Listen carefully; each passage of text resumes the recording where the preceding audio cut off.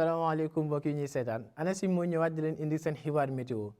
ñaar ba ñetti fan yu weesu seddaay la ñu nemmeeku boori bët saalumu réew mi rawatina ca Casamance ci guddi gi jëm ba fajar te loolu moo nar a wéy ci guddib tey jii jëm ba ëllëg ci fajar incha allah ànd ak ëllëg tàngoor goo xam ni dinañ ko amee ci boori digg réew mi laal tuuti boori bët saalum ak boori penk réew mi donc bu ñu xoolee animation satellite bi dinañu gis ni guddib tey jii dinañu am ay niir yoo xam ni dinañu doxantu boori bët gànnaar réew mi laa tuuti boori sow ànd ak asamaan soo xam ni dina xaw a leer ci liy des ci réew mi te bu ñu demee ba ëllëg incha allah asamaan si dina gën a leer ci lii ëpp ci réew mi daanaka lu dul yenn niir yu xaw a oyof yu ñuy amee boori bët gànnaar prévision yu ñuy xaarandi guddib tey ji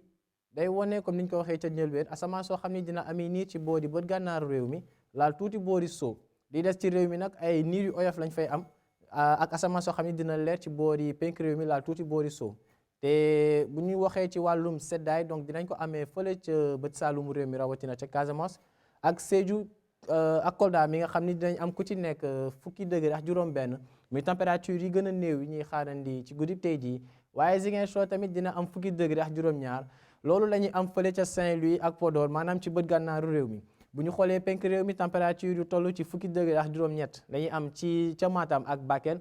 bu ñu agsee ci digg réew mi nag température yi dinañu xaw a yokk tuuti. tollu ci fukki degré ak juróom-ñeent ca Ndakaaru ak Louga waaye tamit dinañ am ñaar fukki degré ca Thiès Diourbel Fatick ak Kaffrine Kaolack nag moo nar a am température bi nga xam ne mooy gën a kawe ci guddib tey jii nar a toll ci ñaar fukki degré ak ñeent bu ñu newee ëllëg incha allah nag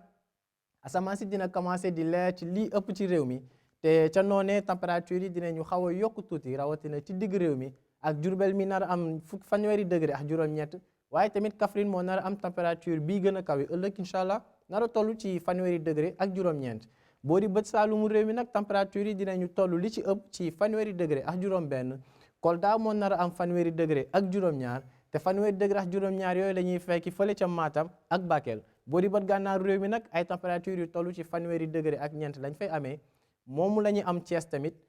Mbour Fatick dinañ am ku ci nekk fanweeri degré ak juróom. Ndakaaru moo nar a am température bii gën a néew ëllëg incha allah nar a toll ci ñaari fukki degré ak juróom-ñeent muy température bu xaw a néew tuuti ci boor boobee donc mbokk yi jàppal leen ni asamaan si dina leer incha allah ëllëg ci lii ëpp ci réew mi en tout cas ànd ak ca noonee tàngoor goo xam ni dinañ ko nemeeku bu baax ci boori digg réew mi jëm ba boori bët saalum ak tuuti ca penk ànd ak